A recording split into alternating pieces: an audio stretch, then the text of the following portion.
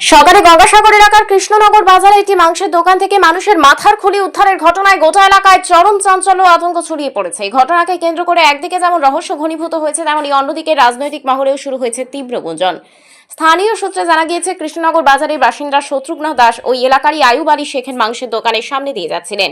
সেই সময় দোকানদার আয়ুব আলী তাকে একটি ব্যাগ হাতে দেন। শত্রুঘ্ন প্রথমে ভেবেছিলেন পাশের বাড়ি কেউ হয়তো মাংস কিনে তা পৌঁছে দেওয়ার জন্য ব্যাগটি দিয়েছেন, কিন্তু ব্যাগটি খুলেই তার চোখ কপালে ওঠে। তিনি দেখতে পান ব্যাগের ভেতরে মানুষের একটি মাথার খুলি রয়েছে। স্থানীয়রা দোকানদারকে জিজ্ঞাসাবাদ করলে তিনি জানান তার এক নাবালক ছেলে নাকি খালের ধারে মাছ ধরতে গিয়ে ওই খুলিটি পেয়েছিল।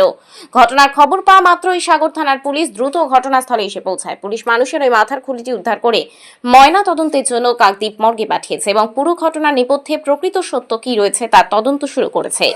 এদিকে স্থানীয় বাসিন্দাদের একাংশের দাবি, অভিযুক্ত মাংসের দোকানদার এলাকায় স্থানীয় তৃণমূল নেতা হিসেবে পরিচিত। দোকানদারকে আটক করে জিজ্ঞাসাবাদ শুরু হয়েছে।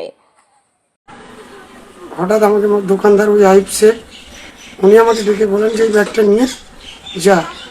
আমি প্রথমে ভাবছিলাম যে বাড়ির পাশে কেউ মাংসটা রেখে গেছে, আমাকে দিতে চাইছে। ব্যাগ খুলে দেখি একটা মানুষের মাথা। তা ওই মাথা দেখে আমি ব্যাগটা ফেলে দিই মাটিতে।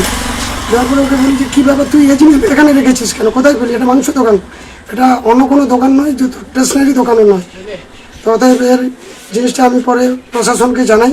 আমাদের এখানকার ভিলেজ পুলিশ প্রবীর ওকে ফোন করে বিষয়টা জানানোর পরে ও আমাকে কোনো কিছু না জানিয়ে ও আমার অবর্তমানে ব্যাগটা নাকি ও প্রশাসনের হাতে দিয়ে দেয়।